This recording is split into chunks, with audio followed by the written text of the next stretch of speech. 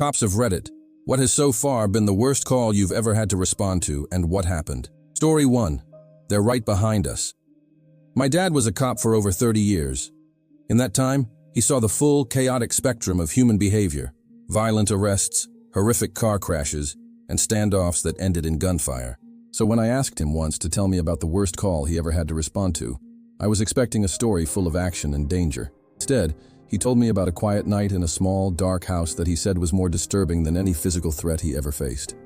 It wasn't a call that made him fear for his life, but one that made him question the very nature of reality. The call came in around 2 a.m. It was a woman, her voice a frantic, terrified whisper, claiming that men were breaking into her house. It was dispatched as a high-priority home invasion in progress. My dad was the first to arrive on the scene. He said the first thing he noticed was the profound silence. There were no broken windows, no kicked-in door, just a small, dark house sitting quietly on a dark street. The woman who answered the door confirmed his initial suspicion that this was not a standard B&E. He said it was immediately clear that she was in the throes of a severe mental health crisis. Her eyes were wide and constantly darting around. Her movements were jumpy and skittish, and she was mumbling to herself under her breath. She led him inside, and that's when the true strangeness of the situation hit him. The interior of the house was a fortress of crucifixes. He said every single wall in every room was covered in them. There were dozens, maybe hundreds, of all shapes and sizes. Small, delicate silver ones, large, hand-carved wooden ones, even cheap plastic ones that glowed in the dark. They were nailed up in dense, chaotic clusters, a desperate, frantic attempt to ward off some unseen evil. The air in the house was thick with the feeling of oppressive, suffocating fear. My dad, in his calm, professional cop voice, tried to get a coherent story from her while beginning a sweep of the house. He checked the doors, the window latches, the locks. Everything was secure. There was absolutely no sign of forced entry. The woman followed him like a shadow, her bare feet silent on the floorboards behind him. As he checked a perfectly locked window, she would grab his arm and whisper, "That latch. That's not where I left it. That's how they got in." She'd point to a doorknob and say, "They touched this, I can tell." To reassure her, he told her he was going to do a full sweep of the house, room by room, to make sure no one was inside. He said the whole thing was deeply eerie. He was in this dark, cluttered house in the middle of the night, surrounded by a forest of crucifixes, with this woman mumbling behind him. He would clear a closet, showing her it was empty, and she would nod, only to whisper a few seconds later, "They're just hiding better now." He said the one thing that made the call truly creepy, the thing that made the hair on his arms stand up, was her running commentary. As he was methodically and logically clearing the house, proving it was empty, her certainty that they were surrounded by intruders never wavered. He'd be standing in the middle of the empty living room, and she'd suddenly gasp, "Oh, they're here again." In the corner. The worst moment, he said, came when they were in the narrow, dark hallway leading to the back bedroom. He had his flashlight beam pointed at the end of the hall. It was completely empty. He was about to tell her the house was clear when she leaned in close and whispered right in his ear, "He's right behind us, I can feel it." My dad said that in that moment, despite all his training, despite his logical certainty that they were alone, he was hit with an almost overwhelming, primal urge to spin around. Her fear was so absolute, so powerful, that it was beginning to feel contagious. For a split second, in that dark, cross-covered hallway, her reality felt more real than his own. He eventually finished the sweep, called for a mental health unit to come and assist her, and left. He told me that out of all the violent, tragic, and dangerous calls of his career, that one stuck with him. It was the profound, inescapable loneliness of her terror. She was a prisoner in her own mind, living in a house full of crosses that offered her no protection from the demons that were already inside. Story 2. Black and Red Eyes. In policing, you learn that there are different kinds of chaos. There's the loud, predictable chaos of a pub fight, and there's the quiet, grim chaos of a crime scene. But every once in a while, you walk into a situation that operates on a level of chaos so bizarre and unsettling that it completely short-circuits your training. The call came in as a simple assist ambulance, a routine request for backup. The paramedics were on scene, struggling with a woman who'd had an apparent seizure. That word, struggling, should have been our first clue that this was going to be anything but routine. My partner and I arrived at a tidy suburban house and were met at the door by a paramedic with a panicked look on his face. He led us into the living room, and the scene was one of controlled mayhem. Instead of providing medical care, Two paramedics were in a full-blown physical wrestling match on the floor. Pinned beneath them, and clearly winning the fight, was the patient. She was a tiny, bird-boned Singaporean lady who couldn't have weighed more than 90 pounds soaking wet. But this tiny woman was possessed of an impossible demonic strength. She was writhing and bucking with such force that the two large paramedics were struggling to keep her down. She wasn't convulsing like a typical seizure patient. Her movements were deliberate, violent, and reptilian. She was hissing, a low, guttural sound from deep in her chest, and repeatedly snapping her head around to try and bite the arms of the woman holding her shoulders. As my partner and I moved in to help, I got a clear look at her face, and the sight made me freeze for a second. Her eyes. I'll never forget her eyes. There was no white to be seen. The sclera was a network of burst blood-red vessels, and her irises were so dilated they appeared as two pools of solid, glistening black. They were not the eyes of a sick person. They were the eyes of something else entirely. It took the combined strength of my 200-pound self, my 180-pound partner, and the 3 paramedics to finally pin her to the floor. 5 of us struggling to contain this one tiny woman. The entire time, the veins in her neck bulged like thick cords, and she fought against us with a relentless animalistic fury. But the most terrifying part wasn't the physical struggle. It was where she was looking. Her black and red eyes weren't focused on us. They were locked on an empty corner of the ceiling, and she was screaming. It was a raw, terrified scream, not of anger, but of sheer horror. She was screaming in a mix of English and another language at something none of us could see. "Don't kill her!" she shrieked, looking at the empty corner, then looking at one of the paramedics. "Don't kill us!" It was then I realized she wasn't fighting us. She was fighting something else, something in that corner, and she thought it was going to use her to murder us all. In the midst of this violent, terrifying scene, one detail was profoundly out of place. The husband. He was standing by the kitchen doorway, watching the entire spectacle unfold with a strangely calm, almost weary detachment. I shouted at him, asking what the hell was going on, what medical conditions she had.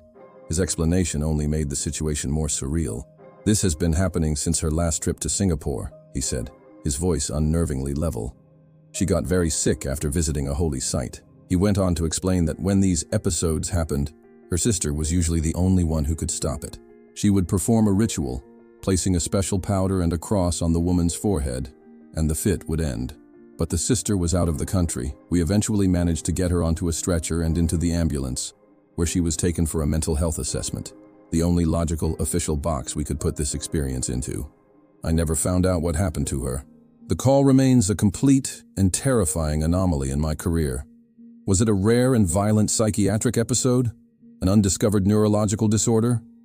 Or did we walk into the living room of a quiet suburban home and find ourselves in a battle with something much, much older? I don't have an answer, but I can still see those black and red eyes, staring in horror at an empty corner of a room. Story 3. Just had lunch. In police work, some of the most common calls are also the most unpredictable. The wellness check. A family member or a neighbor calls in, worried because they haven't seen or heard from someone in a while. Most of the time, it's nothing. The person just wanted to be left alone, their phone died, or they went on an impromptu trip. But there's always a knot of apprehension in your stomach when you approach the door, because you know there's a chance you're about to walk into the final quiet scene of someone's life. The call came in for a resident who wasn't answering their phone or their door. When my partner and I arrived at the house, a small, unassuming single-story home, the first thing we noticed was that every window was completely blacked out. Thick curtains were drawn tight on some, while others were sealed with pieces of paper and cardboard taped directly to the glass. From the outside, the house looked like a sealed tomb, giving off an immediate and unsettling vibe. We rang the doorbell. Silence. We knocked, loud and hard. More silence. I crouched down and yelled, "Police!" through the mail slot in the front door, my voice echoing into the stillness within. Nothing. Policy dictated we make entry. As we forced the door, we found it had been locked from the inside, a deadbolt thrown. That's the first major red flag. It usually means whoever is inside is still there. We stepped into the living room, and the scene that greeted us was one of the most chilling I have ever encountered. It wasn't gruesome or violent. It was the opposite. It was a scene of perfectly preserved everyday life, frozen in time. It looked like a family had just gotten up from the table and vanished. On the dining room table sat plates with half-eaten sandwiches. A carton of bread was left open next to a cutting board. Glasses of what looked like milk or juice were still half full. In the living room, children's toys, building blocks and a teddy bear, were scattered across the floor as if in the middle of a game. The air was still and silent. It felt like walking onto the set of the Mary Celeste. The presence of the children's toys sent a spike of alarm through me. Where were the kids? Where was anyone? My eyes scanned the room. And that's when I saw it. Sitting on the kitchen counter, isolated from the rest of the domestic clutter, was a single folded piece of paper. My heart hammered in my chest. I knew what it was before I even read it. It was a suicide note. In that instant, the entire atmosphere of the call shifted. The quiet mystery of the abandoned lunch became a prelude to a guaranteed tragedy. The question was no longer if we were going to find the resident, but where and in what state. The door was locked from the inside, and the note was here.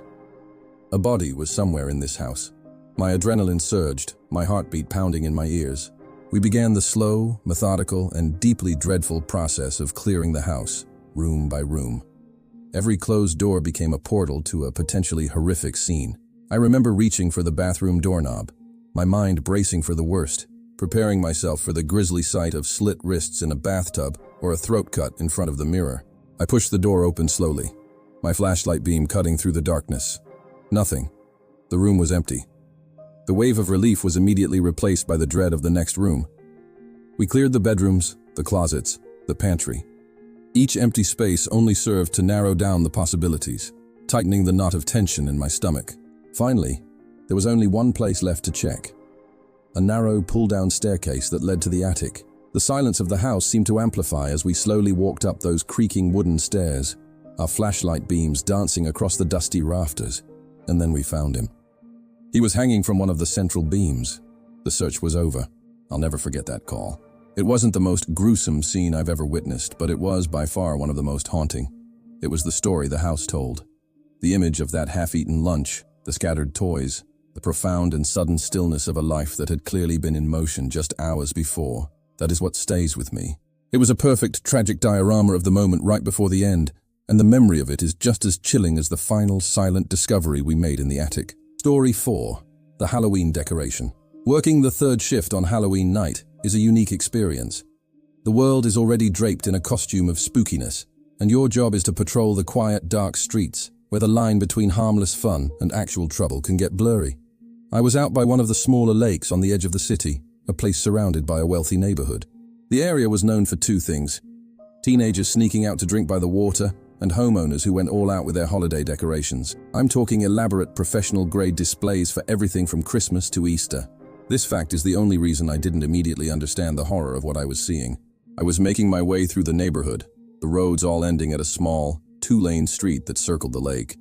It was a quiet patrol, just the sound of my engine and the rustle of dry leaves blowing across the asphalt. As I slowed for a stop sign, my headlights swept across the low rock wall that bordered the lakeside walking path. In that brief, panning motion, my lights caught something in the branches of a large oak tree. It was a dark, human-like shape, hanging. My first immediate thought was, wow, that's a seriously impressive Halloween decoration. A life-sized hanging man effigy. It was morbid, sure, but in this neighborhood it wasn't out of the question. I remember having a fleeting thought of dark admiration for their commitment to the aesthetic. But something about the stillness of the shape, the way it didn't sway like a prop, felt wrong. A knot of unease tightened in my gut.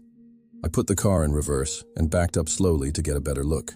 I parked, the car idling, and kept my headlights on the figure. It still looked like a prop.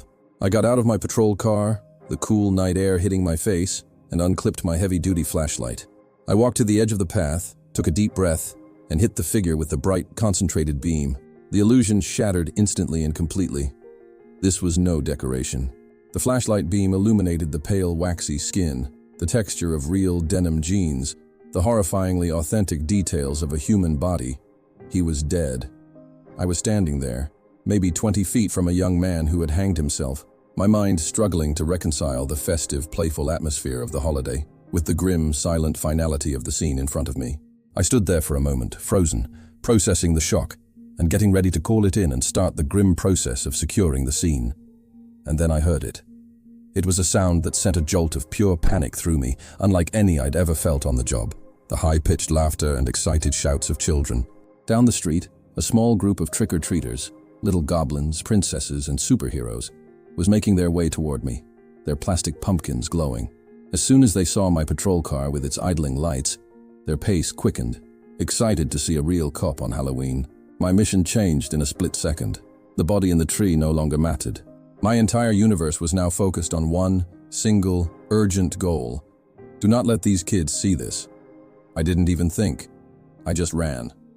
I booked it up the block, away from the scene, intercepting them at the corner. A mother was walking with them, and she looked at me with a friendly, questioning smile. I did my best to look calm, but she must have seen the sheer, unadulterated panic in my eyes. "Ma'am," I said, my voice low and firm, "I need you to turn around right now and take the long way around the block. Please, just go the other way." She opened her mouth to ask why, but she saw the look on my face and her expression changed from curiosity to dawning comprehension. She didn't ask another question. She just nodded, herded her kids together, and quickly led them away, telling them they were going on a spooky adventure. Later, after the scene was taped off and the investigation was underway, I learned the story. The young man was 20 years old. He had been devastated after his girlfriend had broken up with him. And the final, heartbreakingly cruel detail was that she lived in the last house on that block. He had chosen that specific tree with a deliberate, chilling purpose, so that when she looked out her bedroom window the next morning, his body would be the first thing she saw. That call has never left me. It was a disturbing collision of the surreal and the tragic.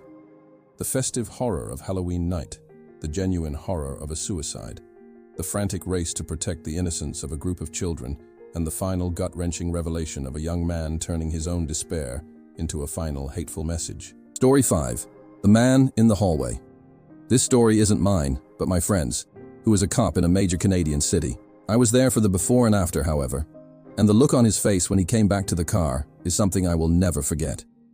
It was the look of a man whose rational, orderly world had just been completely upended. We were supposed to go out for drinks after his shift ended.